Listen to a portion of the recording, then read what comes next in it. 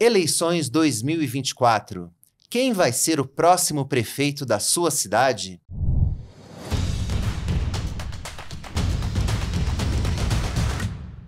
Salve, pessoal! Tá no ar mais uma edição do podcast Touros e Ursos. Eu sou o Vinícius Pinheiro e aqui do meu lado está a repórter e mesária dessa edição, Júlia Vilchen. Como é que tá, Júlia? Olá, Vini, tudo bem? Olá a todos os que estão nos ouvindo, nos assistindo. Vamos ter uma edição um pouco diferente hoje, né? Vamos falar aí de política. É isso mesmo. E para falar aqui de eleições municipais, digamos assim, o chefe aqui da nossa sessão eleitoral de hoje é o Rafael Cortez. Ele é sócio da Tendências Consultoria, é cientista político, doutor e mestre em ciência política pela USP, professor do mestrado em Direito, Justiça e Desenvolvimento do IDP São Paulo e professor convidado da FGV. Falei direitinho, Rafael? Seja muito bem-vindo. Falou, obrigado, Júlio, Vinícius, um prazer estar conversando com vocês. E, enfim, um tema interessante, né? A eleição mexe bastante com política, mexe com economia, enfim, tomara que seja uma conversa bacana aí pra gente ver o que nos reserva, né? O que o futuro nos reserva. É isso aí, vamos segurar as cadeiras aqui, porque temos bastante coisa para conversar. E eu já convido você que acompanha a gente para curtir esse vídeo, se você estiver acompanhando a gente no YouTube, e aproveita para comentar quem vai vencer aí as eleições para prefeito na sua cidade. Bom, vou aproveitar também que a gente está aqui em época de eleição para fazer campanha também. Afinal de contas, o podcast Touros e Ursos e o canal do Seu Dinheiro no YouTube estão entre os finalistas do prêmio Mais Admirados da Imprensa de Economia. Inclusive, a Júlia Vilchen, a mesária e repórter aqui do Seu Dinheiro, é uma das indicadas entre os jornalistas mais admirados. Então, essa votação é aberta ao público, então você pode votar tanto no Touros e Ursos como na Júlia. A gente vai deixar o link aqui nessa edição, na descrição aqui do vídeo do YouTube ou no Spotify. Lembrando, né, que todas as edições do podcast também estão disponíveis nos principais tocadores de áudio. Bom, agora vamos falar aqui da festa da democracia, porque o primeiro turno das eleições municipais acontece nesse domingo. Essa é uma disputa local, mas também costuma ser apontada aí como um termômetro da avaliação do governo federal. Em várias capitais, inclusive, a gente vai ter aí uma espécie de revanche indireta entre o Lula e o Jair Bolsonaro. Mas acho que uma das grandes surpresas dessas eleições vem daqui de São Paulo. O ex-coach Pablo Marçal roubou as atenções, digamos assim, e virou, certamente, o principal personagem dessa corrida eleitoral. E eu queria começar, Rafael, te perguntando justamente por São Paulo. Eu queria saber, na tua visão, o que a gente deve esperar. A gente, com certeza, vai ter segundo turno nas eleições aqui em São Paulo. E eu queria saber um pouco como é que você está pintando o cenário aqui, né? Acho que a gente tem o candidato do PSOL apoiado pelo Lula, Guilherme Boulos, ali cabeça a cabeça disputando com o atual prefeito Ricardo Nunes e o próprio Pablo Marçal. Mas parece que se desenha ali um segundo turno entre Boulos e alguém, talvez Nunes ou Marçal.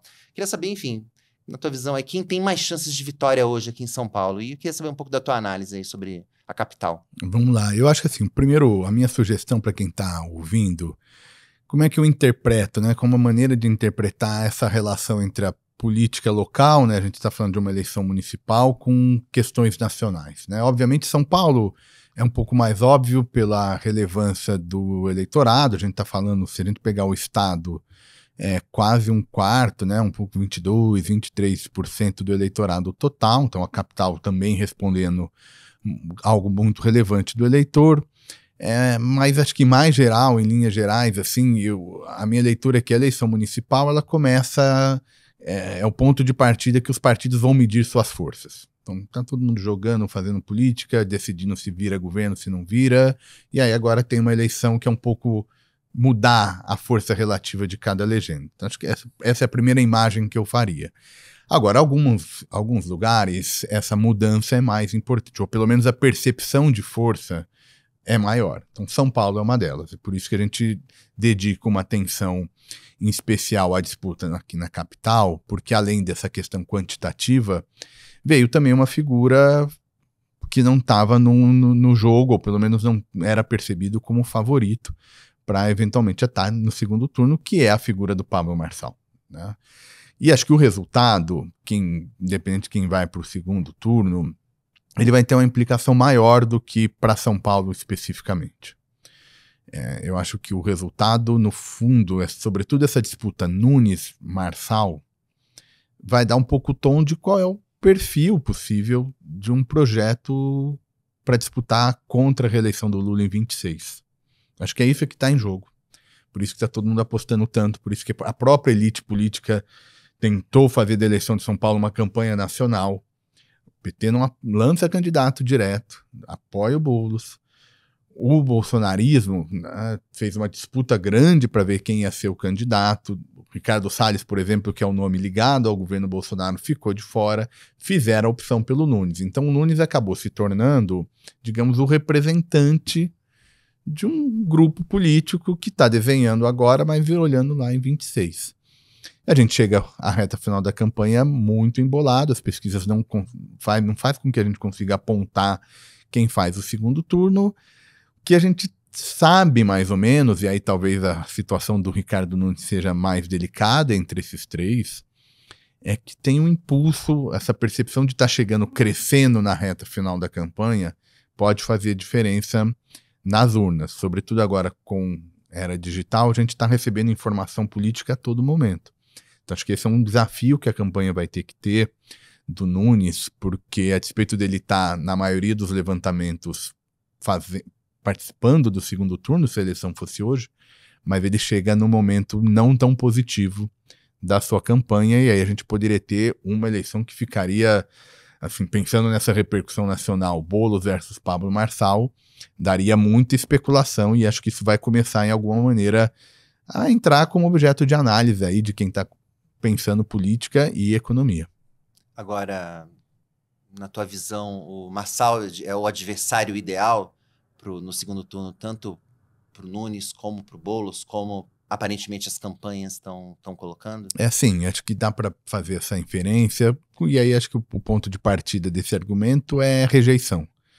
O Boulos, por exemplo, é um candidato que começou com um piso alto, né? Ele não começa mal, ele já começa sempre numa avaliação de que ele seria competitivo mesmo, mas o teto pode ser mais baixo.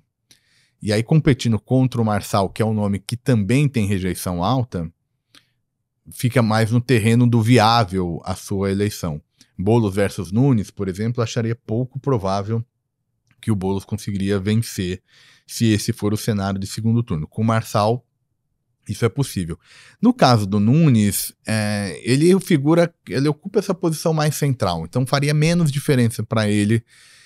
Ele estaria no centro, seja contra Boulos, seja contra o Pablo Marçal. Mas dado a natureza do Pablo Marçal, pelo menos a maneira como o eleitorado tem interpretado a sua candidatura, obviamente acho que é uma disputa ainda mais fácil, Nunes versus Marçal, caso ele concorresse com o Boulos. Então, enfim, acho que o Marçal é aquela figura que foi muito hábil, no sentido de sair de um índice muito baixo, e cresceu exponencialmente, de um partido pequeno, sem recurso de TV, repetindo uma estratégia que a gente já imaginou que pudesse ter ficado lá para trás. E os próprios políticos não passaram isso. Quando o Bolsonaro, por exemplo, escolhe fazer campanha à reeleição pelo PL, ele está dizendo, não, eu me percebo ser mais competitivo se eu tiver acesso a recursos eleitorais, horário eleitoral, recurso financeiro. Ele poderia ter fundado o seu partido, como em algum momento se imaginou que fosse acontecer, mas não, foi para um partido grande, tradicional, cheio de dinheiro e cheio de horário eleitoral. Então, quando o Bolsonaro fez isso, era quase um reconhecimento de que tem um limite você correr como outsider. Aí o que o Pablo Marçal está nos mostrando? Não, pode ter um mercado sim, e se ele for para o segundo turno, aí é sinal de que realmente foi muito competitivo. Então o Pablo Marçal traz de novo, esse frescor para a gente que eventualmente quer entrar na política, mas não quer entrar pelo canal do partido tradicional, pega uma legenda menor, como é o caso dele. Então eu imagino que a gente vá fazer reflexões lá para frente, olhando 26, muito a partir do que vai sair aqui de São Paulo. E, para além disso, a gente, na figura do Pablo Marçal, a gente está vendo uma força política nova surgindo? Está vendo um marçalismo? Ou a influência dele para as próximas eleições, né? Inclusive a eleição de 2026, vai se restringir a isso que você falou, de ele está demonstrando que esses canais alternativos para você crescer na política ainda têm força. Para além disso, ele surgiu como uma força política nova, existe um marçalismo, ele pode embolar as questões para a direita, para as eleições nacionais, ou não? Você acha que, enquanto figura política, ele é mais simbólico do que alguém que é uma força política de fato? Não, a pergunta é boa, excelente, aliás, porque ela é difícil de ser respondida, mas eu acho que ela é muito didática, assim, a gente tentar pensar sobre ela, né, ou seja, sobre o que significa bolsonarismo, o marçalismo, ou quando a gente dá esses ismos e tenta rotular, o que a gente está fazendo, né?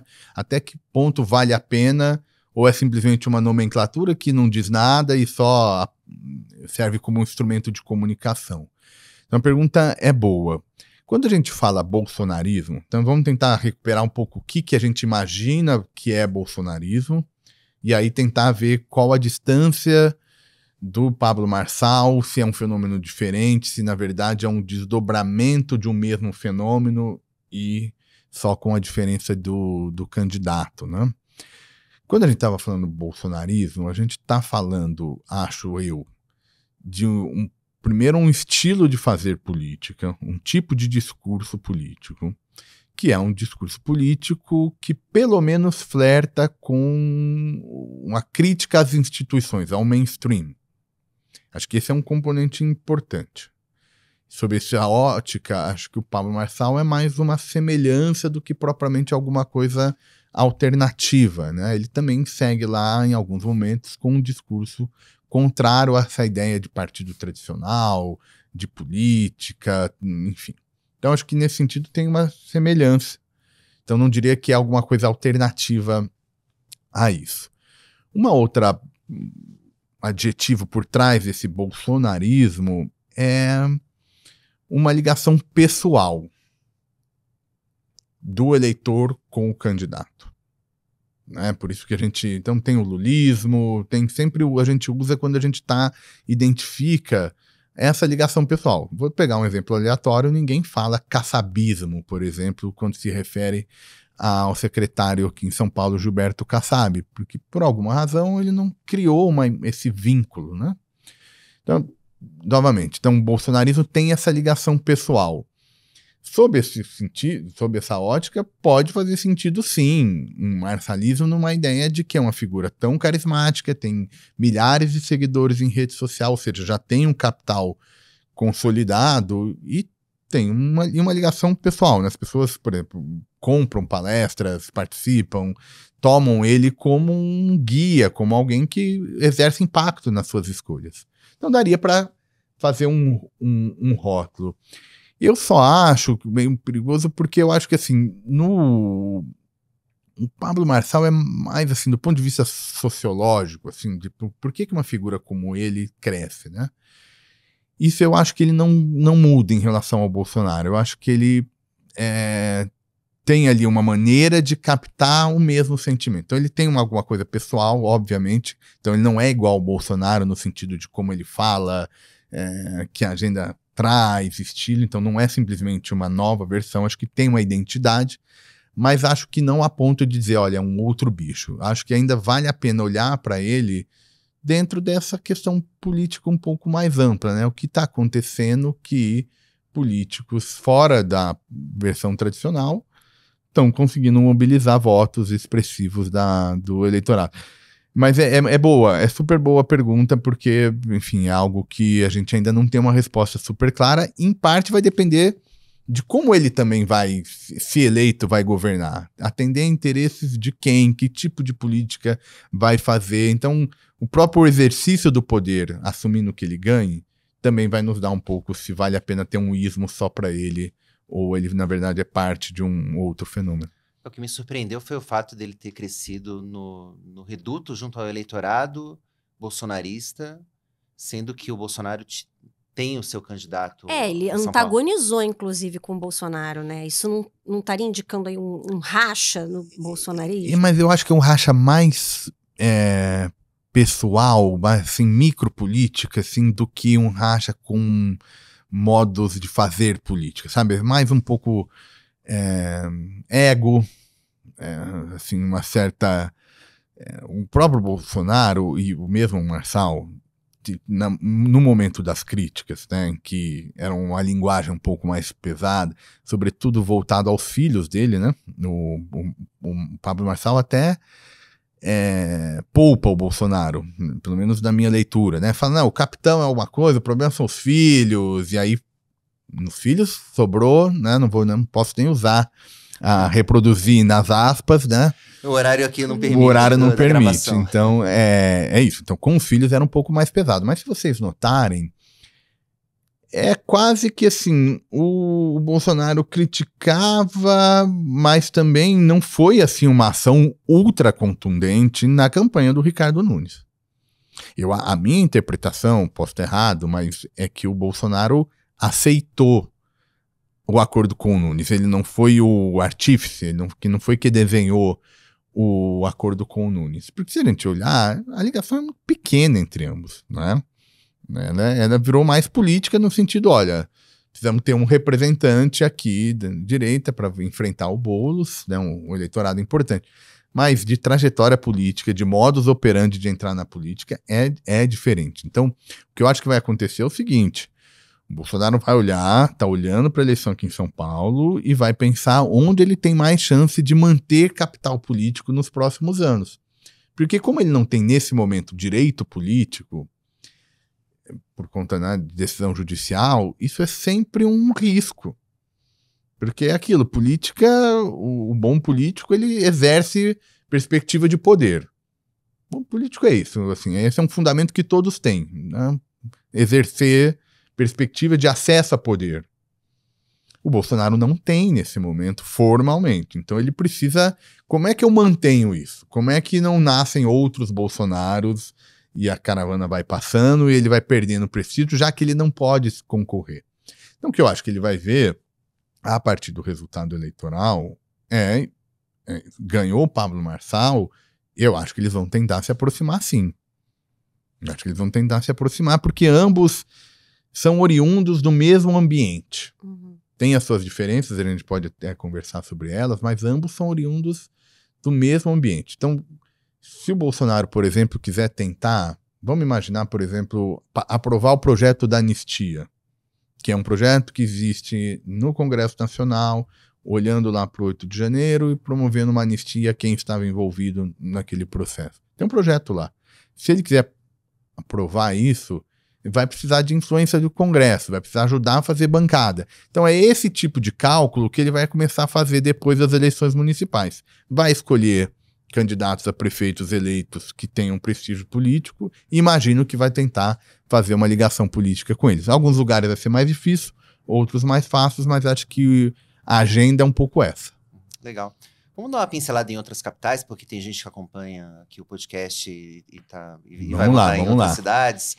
A gente se concentrou um pouco mais em São Paulo por conta dessa especificidade aqui do fenômeno Marçal, mas e nas outras capitais, de uma maneira geral, eu tenho visto a coisa se desenrolar mais ou menos conforme o script. Mas eu queria te perguntar, olhando aí para as capitais, o que tem te chamado a atenção em relação aos candidatos, enfim, eventuais surpresas? Tem bastante, né? Porque tem um certo vício da gente imaginar que, bom, tem lá Lula versus Bolsonaro, é a grande... E que os municípios eles se enquadram nessas gavetas. E não é, né? Às vezes o PT não tem um candidato, precisa bater lá na porta do PSOL, às vezes o próprio bolsonarismo não tem um candidato, às vezes esse candidato está no PL, às vezes está nos republicanos, enfim. Não é automático essa ideia de que tem lá um representante. Acho que esse é o primeiro ponto. As pesquisas estão mostrando que questões políticas locais afetam a vida do eleitor. O que o eleitor está fazendo mesmo é avaliando o seu prefeito.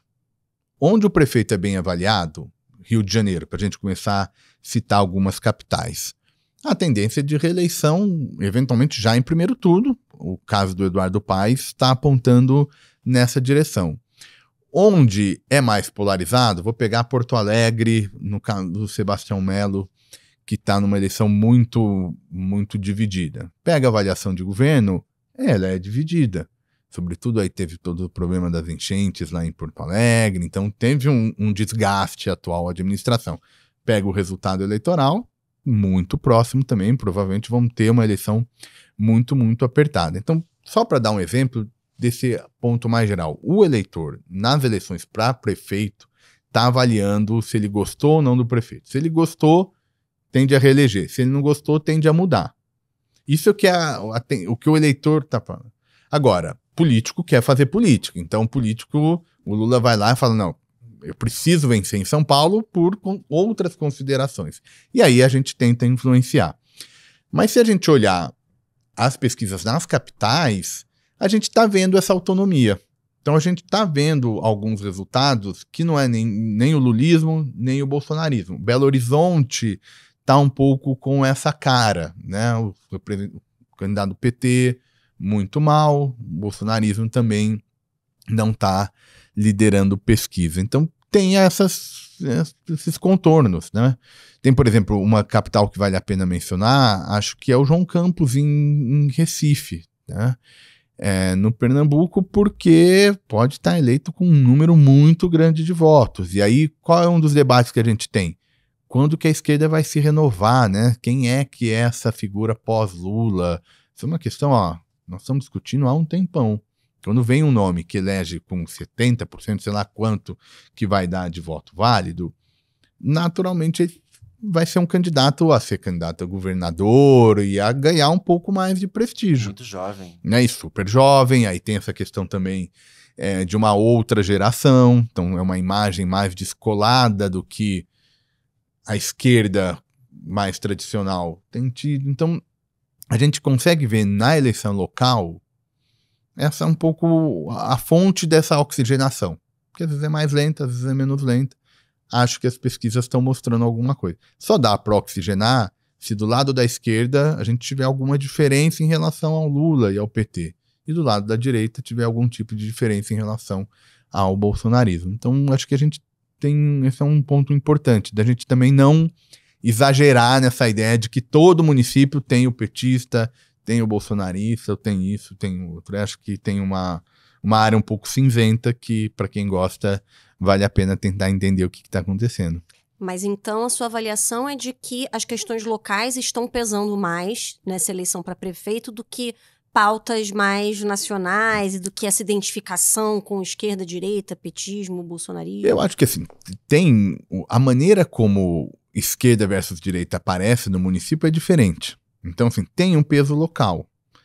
Obviamente, a gente não é que você faz uma candidatura de um partido de esquerda e faz um discurso de direita e depois troca. Você não tem esse grau de liberdade. Você precisa ajudar o eleitor com alguns símbolos que transmita alguma coisa. Pensa a vida como é que a vida do eleitor é difícil, né? Olha o tanto de candidato que tem, o esforço que tem que fazer para ir atrás da plataforma política, o que está falando, para ir atrás de biografia, aprender, comparar. Para o eleitor, eleição é um tormento. A gente estava discutindo, a Julia e eu, sobre que candidato a gente vai escolher para vereador. A gente estava aqui, nossa, que dificuldade. E a gente está de olho na notícia aqui todos os dias. Imagina o eleitor que vai tomar essa decisão mais em cima da hora. Pensa, o sistema brasileiro para vereador, já que vocês tocaram, né, é quase assim, é impossível. Assim, um esforço é muito grande. O que significa? Que o eleitor precisa de uns atalhos. Precisa de alguns símbolos, algumas imagens, para ele ter alguma ideia do que esse candidato representa, para quem que ele quer falar.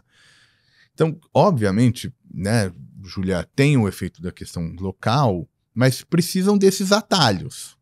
Então, esses atalhos são comuns, às vezes é de esquerda e direita, às vezes é uma fala, enfim. Então, o eleitor vai percebendo. Então, não estou dizendo que eles não existam, não. Mas tem um fator local e é em busca de alguns atalhos. Em alguns casos, esse atalho é mais claro. Então, por exemplo, São Paulo. Tá lá, teve um apoio, né? O PT deixa de lançar candidato. Então, rapidamente, todo mundo viu que o Boulos é o candidato que o Lula quer apoiar aqui em São Paulo. Em outros municípios, em Ribeirão Preto, falo Ribeirão Preto porque sou de lá, você não vai encontrar, você não olha, esse é o nome do Lula, porque é uma outra realidade. Aí a gente vai citando diversos municípios que aí esse efeito do nacional ele vai ficando menor. É interessante. Em Santos, por exemplo, que eu sou de Santos, o grande cabo eleitoral é o Tarcísio, é o governador de São Paulo, não é nem o Bolsonaro nem o Lula. É isso, então... Os já estão disputando o apoio do Tarcísio. Então, e quer dizer que alguma coisa em Santos tá separando um pouco, assim, né? Então, aí a gente vai olhando cada dos municípios, a gente vai encontrando realidade. Às vezes a gente tem candidatos que ambos, assim, os principais, já disputaram muita eleição.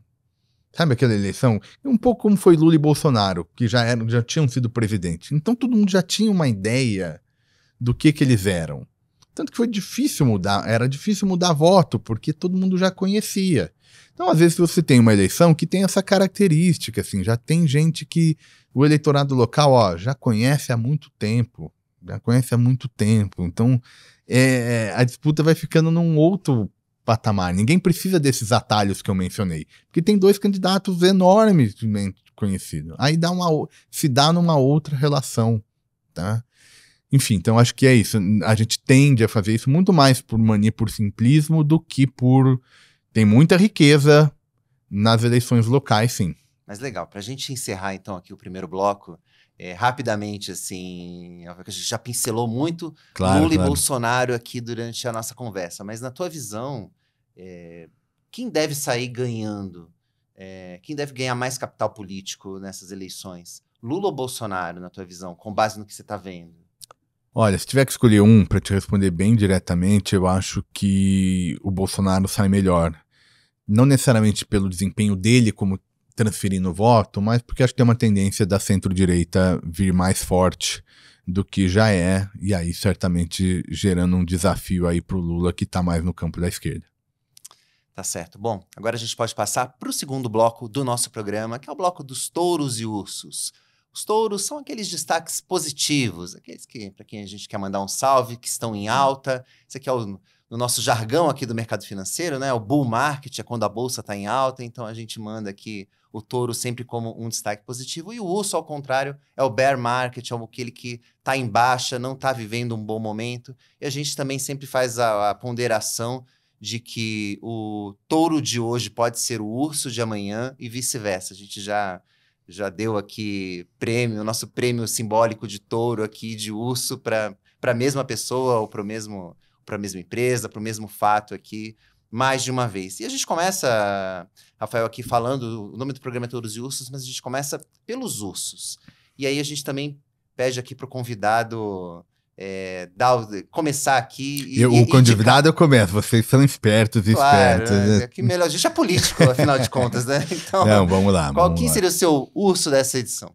Eu acho que assim, o urso, eu vou escolher um partido, uma legenda. Acho que o PT, mesmo governando, né, no plano nacional, que é sempre algo muito positivo, ajuda no processo eleitoral, acho que o PT vai sair da eleição em 2024, das eleições municipais, com uma sensação de que, enfim, a eleição de 26 vai ser muito difícil, né? Acho que até o partido vai crescer, porque a eleição de 20, que foi a eleição anterior, é um contexto ainda muito complicado, né? Aquele antipetismo ali estava muito forte.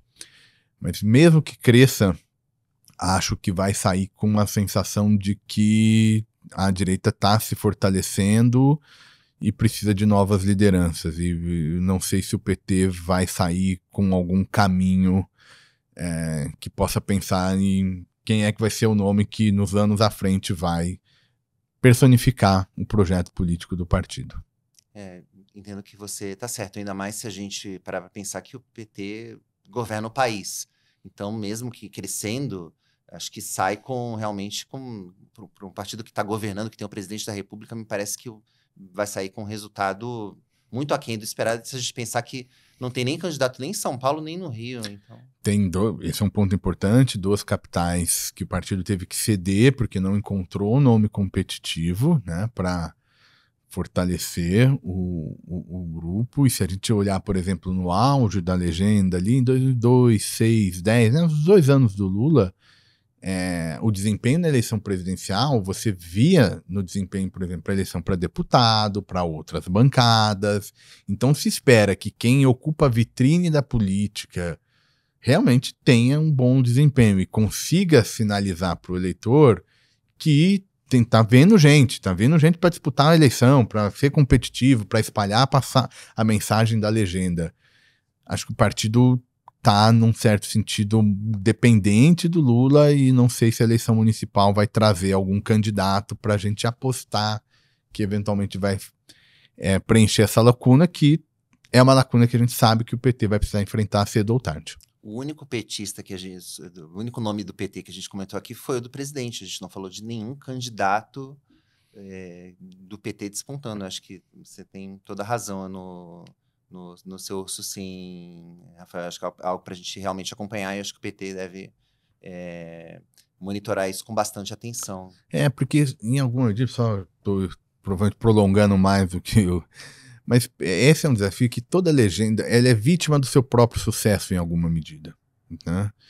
E o PT pós-Lula, né? O Lula virou uma figura tão importante para o partido e para o campo que foi difícil de aparecerem alternativos. Em algum momento apareceram, mas o partido também enfrentou uma série de escândalos de corrupção uma vez no governo, que todos aqueles que em algum momento, se eu tivesse aqui nessa mesa há 10, 15 anos atrás, eu citaria para vocês vários nomes que poderiam ser esse sucessor do Lula. Um muito conhecido do mercado financeiro, o Palocci, por exemplo. Palocci é uma figura que em algum momento gerava sorriso em quase todo lugar que você falasse dele. Sim. Hoje não conhece a figura. Difícil de encontrar, por isso que eu fiz ali a escolha de acho que é um partido que vai continuar com o dever de casa grande depois das eleições. Sem dúvida.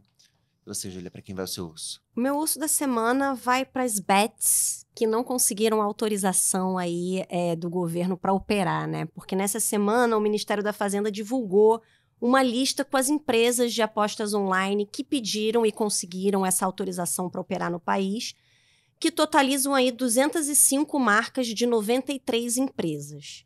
E outros 18 sites receberam autorização para operar só em nível estadual. Só que o ministro Fernando Haddad já tinha dito, né, alguns dias antes, que das que não conseguiram autorização e que seriam, por causa disso, proibidas de oferecer apostas, totalizavam aí mais ou menos de 500 a 600 sites. Então, assim, muito mais negócios de apostas online vão ser banidos do que aqueles que de fato conseguiram autorização para operar aí legalmente, né? A gente, o Ministério da Fazenda estabeleceu aí que essas bets que não conseguiram essa autorização vão precisar ficar no ar até o dia 10 de outubro para permitir que os seus apostadores retirem o dinheiro que está nas suas plataformas e depois os seus sites e aplicativos vão ser bloqueados pela Anatel aí, seguindo até aquela linha do que aconteceu com o X, né, o ex-Twitter, quando foi bloqueado aqui no Brasil.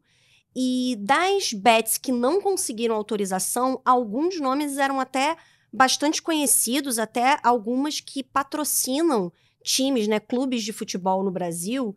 E só para citar uma que eu acho que é a mais famosa aí, foi aquela Esportes da Sorte, né, que patrocina aí o Atlético Paranaense, Bahia, Corinthians, Grêmio aí no futebol masculino e também a equipe feminina do Palmeiras. Inclusive, enfim, essas empresas que não conseguiram essa autorização, elas alegam que foi um erro, né, e que elas já estão atrás da autorização, mas até o Ministério da Fazenda divulgou uma lista já atualizada essa semana, divulgou a primeira lista e depois uma lista atualizada, e, por exemplo, a Esportes da Sorte continua de fora, né? Eles ainda estão correndo atrás de regularizar lá o que pode ter saído errado. E essa iniciativa ela faz parte justamente da tentativa do governo de organizar, né, e fiscalizar regulamentar esse mercado das bets, porque tá dando muito o que falar aí, muita polêmica, até já teve uma investigação aí bem notável da Polícia Civil de Pernambuco, que inclusive implicou o dono da Esportes da Sorte, foi aquele caso Deulane, né? Também acabou sobrando lá para aquele cantor sertanejo Gustavo Lima, e que justamente aí tem, né, suspeitas de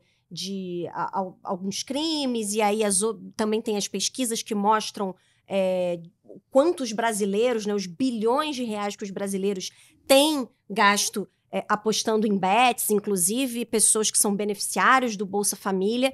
Enfim, isso tem dado muito debate aí na opinião pública. Então, o governo foi atrás aí de tentar reforçar aí uma fiscalização. Então, o esperado é que no ano que vem entre em vigor, né, essas regras. O governo está até discutindo se bloqueia o cartão do Bolsa Família para apostas, né, para apostas online, se bloqueia o uso do Pix Crédito para esse tipo de aposta. Estava falando também em bloquear o uso de cartão de crédito, mas aí a associação que representa as empresas de cartões de crédito já se antecipou e já bloqueou o uso do cartão de crédito para apostas online. Enfim, a partir de 1º de janeiro do ano que vem, que deve entrar em vigor a regulamentação dessas apostas online, que vai afetar aí justamente as empresas que conseguiram a autorização para operar. Elas vão ter que seguir aí uma série de regras, né? Atender aí medidas de combate à fraude, combate à lavagem de dinheiro, enfim, vão ter que realmente aí se enquadrar numa série de regras, inclusive pagar uma outorga de 30 milhões de reais para poder operar. Então, essas foram as que se deram bem das bets, né? E as que ficaram de fora aí vão ter que deixar de operar. Então, por causa disso, elas são o meu urso da semana, Vini. Tá certo. Bom, o meu urso também vai para uma empresa que estampa o uniforme do Corinthians. Estou falando da Nike. As ações da fabricante de artigos esportivos, de tênis, tropeçaram, aí, sem trocadilho nessa semana, diante da notícia de que a companhia ela tem ações, né, listadas lá em Nova York, e a empresa, nessa semana, ela suspendeu ali o seu guidance, né, sua projeção para os próximos resultados, que não costuma ser um bom sinal. A empresa realmente vive um momento operacional ali um tanto complicado. E, além disso, ela adiou a realização de um evento que ela faria com investidores em novembro. Então, isso provocou um ruído no mercado ao longo dessa semana. Lembrando que, mês passado, a empresa trouxe de volta, anunciou a volta, né, do Elliott Hill, que é o CEO histórico da empresa, que levou a Nike aí para os patamares que a gente conhece.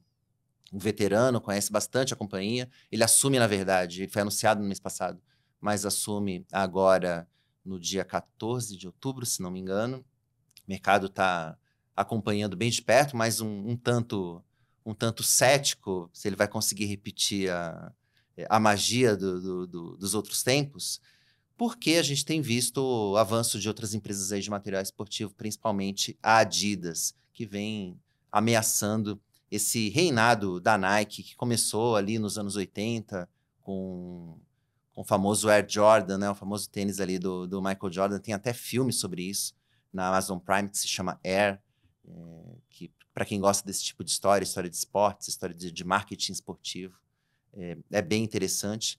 Então, acho que fica aí um ponto de interrogação sobre o futuro da Nike. O Seu Dinheiro publicou uma matéria nessa semana falando do que a Nike está fazendo para tentar recuperar ali o seu melhor momento e reagir à competição a competição ali da Adidas e outras fabricantes. Então, também recomendo essa matéria, mas por enquanto aqui fica o meu urso dessa semana para a Nike. Bom, agora vamos falar dos touros, vamos falar dos nossos destaques positivos. A gente sempre termina aqui o programa num tom, né, falando bem, né, para não dizer aqui que jornalista só fala mal. Então, Rafael, vou passar para você também mais uma vez aqui para dar o seu destaque positivo, o seu touro da semana. Vamos lá. Bom, eu comecei comentando aqui a nossa conversa de que acho que a eleição municipal é um preparativo, né? Ela reorganiza, vê quem está forte, quem está melhor, quem tem poder de barganha futuro ou não. Então eu vou usar esse critério para fazer a escolha do touro da semana. Estou aqui, enquanto vocês estavam falando, estava pensando, né? citei aqui o João Campos, que deve ser reeleito com muito voto, e acho que ele vai ser visto como um nome que vai fazer impacto na política nacional. Mas eu vou optar por um menos óbvio, e aí quem sabe ajudar a quem está tentando olhar ali o que vai vir para frente, que acho que vai ser uma figura importante nesse xadrez político. Não recebeu voto agora na eleição de 2024, mas acho que a influência é grande, que é a figura do Gilberto Kassab. Por que eu escolhi o Kassab? O Kassab é de um partido PSD, um dos principais partidos da base aliada do governo Lula. Simultaneamente, secretário de governo do Tarcísio, né, um nome que é visto aí nas casas apostas sobre quem poderia ser candidato lá na frente como um nome bem cotado, para dizer o mínimo. Então, o Kassab está numa posição muito chave para a política nacional, né? O Kassab, a depender do que ele estiver jogando, né? A gente pode estar falando de um Tarcísio tentando a reeleição, ele pode estar falando de um Tarcísio tentando a eleição presidencial, para o próprio Kassab ser candidato a governador em 2026 em São Paulo. Então, ele é uma figura super chave. Prova um pouco disso. Recentemente, alguns líderes partidários deram entrevistas, o próprio Valdemar Costa Neto, do PL, deu uma entrevista comentando um pouco essa estratégia do Kassab e usando essa imagem de que o Kassab está com um pé em cada barco, né? E fazendo referência ou à esquerda e à direita, ou a governo e oposição. Então, acho que vai ser uma figura intrigante à medida que a gente for começar a pensar no que vai ser 2026, e político vai fazer isso a partir do resultado das eleições. Por isso, coloco aí o Kassab como um nome que acho que a gente vai ouvir falar muito quem estiver acompanhando a política nacional aí nos próximos anos. Kassab é impressionante.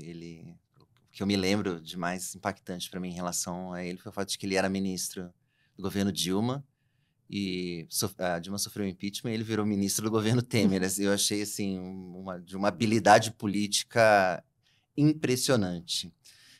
Júlia, vamos lá, quem é o seu touro dessa semana? O meu touro da semana vai para a OpenAI, né, que é a mãe aí do ChatGPT, a empresa que criou o ChatGPT, né, o chatbot aí de inteligência artificial mais famoso aí, que anunciou nessa semana que levantou 6,6 bilhões de dólares numa nova rodada de investimentos privados. Então, com isso, a empresa passou a ser avaliada em 157 bilhões de dólares, que é quase o dobro dos 86 bilhões de dólares da avaliação de fevereiro do ano passado. Então, ela está aí realmente cotada entre as startups mais valiosas do mundo, né? Essa rodada de aportes dessa semana e anunciada essa semana, ela foi liderada pela empresa de investimentos em tecnologia Thrive Capital, que já planejava mesmo injetar aí $1 bilhão na OpenAI. Mas também participaram dessa rodada algumas gigantes aí do mercado de tecnologia, como a Microsoft, a Nvidia e o SoftBank aí, que recentemente ressurgiu das cinzas e voltou aí a fazer aportes relevantes no setor de tecnologia, de inteligência artificial principalmente. Então, por causa disso, o meu touro vai para a OpenAI. Tá certo. Bom, vou falar do meu touro aqui, que vai para a grande surpresa dessa semana, que foi a nota de risco do Brasil, né? O rating brasileiro, a agência Moody's, decidiu elevar a classificação de risco do país de BA2 para BA1. Na prática, isso significa que o Brasil está a apenas um passo do patamar mínimo de grau de investimento ali na escala de notas da agência. Isso pegou todo mundo de surpresa, porque até semana passada o grande tema econômico do Brasil era o risco fiscal. E o rating, para quem não conhece tanto, ele mede justamente... O que é essa nota? Ela mede justamente o risco de um país ou de um emissor de dívida, né? seja ele uma empresa ou um país, de dar calote na sua dívida. E o Brasil, a gente está vendo as métricas fiscais do país piorando, né? Principalmente ali a chamada relação dívida-PIB. Então, por que a Moody's, né? O pessoal pirou? Não necessariamente. Existe ali uma justificativa e ela vem principalmente do lado da economia, né? Como eu falei, o endividamento dos países se mede ali entre uma relação entre a dívida e o PIB. E esse denominador, né, que é o PIB do Brasil, ele vem crescendo, vem surpreendendo.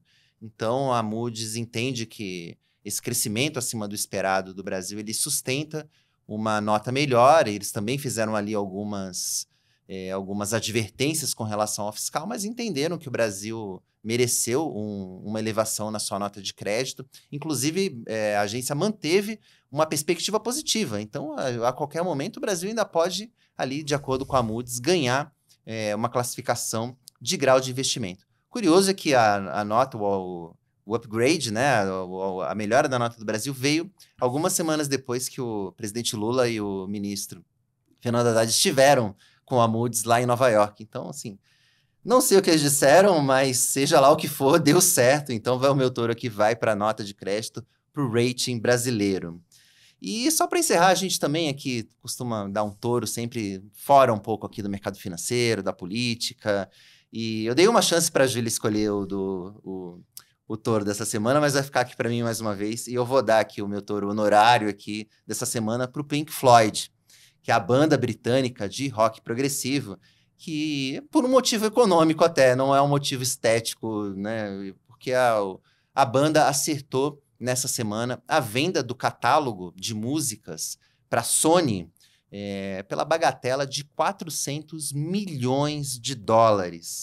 E lembrando que o Pink Floyd já é uma das bandas de rock mais bem-sucedidas de todos os tempos. O Dark Side of the Moon é um dos discos mais vendidos, está entre os 10 discos mais vendidos de todos os tempos, e isso provavelmente não vai mudar, porque essa cultura de discos mudou, então a gente não deve ter novamente um disco que venda tantas unidades como o The Dark Side of the Moon. O curioso é que uma das músicas desse disco, Dark Side of the Moon, se chama Money, que é cuja letra, né, critica justamente esse materialismo de uma forma bem ácida.